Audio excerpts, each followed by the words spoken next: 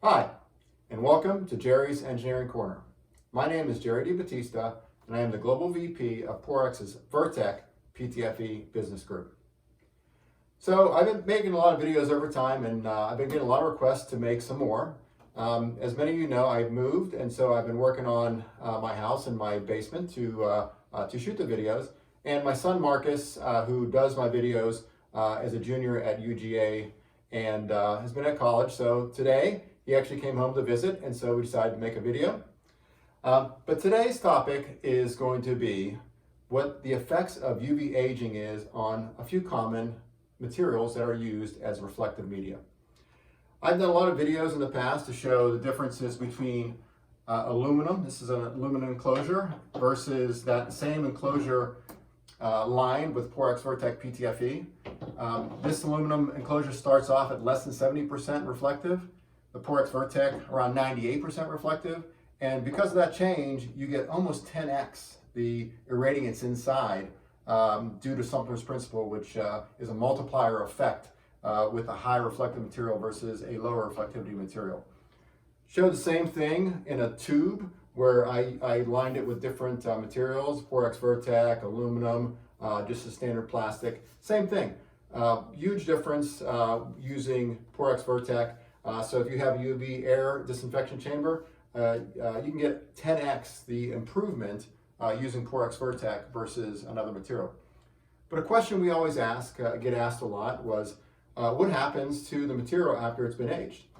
UV energy, as most people know, is pretty destructive. If you go out in the sun exposed to UV, it burns your skin. So UV is actually doing damage to not only your skin, but materials outside and other common materials. So at Porex, we have a UVC accelerated weather tester. And in it, we're doing some accelerated testing of several common materials that are used in reflective applications such as aluminum, galvanized steel, and of course, Porex Virtek, and several others. Here I want to show what's happened after only 1,000 hours of weathering. So these two samples have been exposed to 1,000 hours of UVC energy at 254 nanometers. And this is a reflective aluminum designed specifically for UV reflectivity. Here is what it looked like at the beginning at 0 hours. This part was covered. This part was exposed to UVC energy for 1,000 hours, and you can see the very heavy oxidation of the aluminum. It's about half of the reflectivity as it was when it started. Here on my right, is the Porex Virtek. Same sample, 1,000 hours, absolutely no change. The Porex Virtek, 98% reflective, means very low energy absorption, less than 2%. This aluminum started off at around 60% reflectivity, so 40% of the energy is getting absorbed by the material, which means it's degrading or affecting the surface of the material. So it's critical when designing a UV air disinfection system to really have the highest reflectivity material possible, especially if it's a closed system where you have air going in and out or water going in and out, and the UV system is trapped within a closed container. The effect of having a high reflectivity material is exponential. So really critical.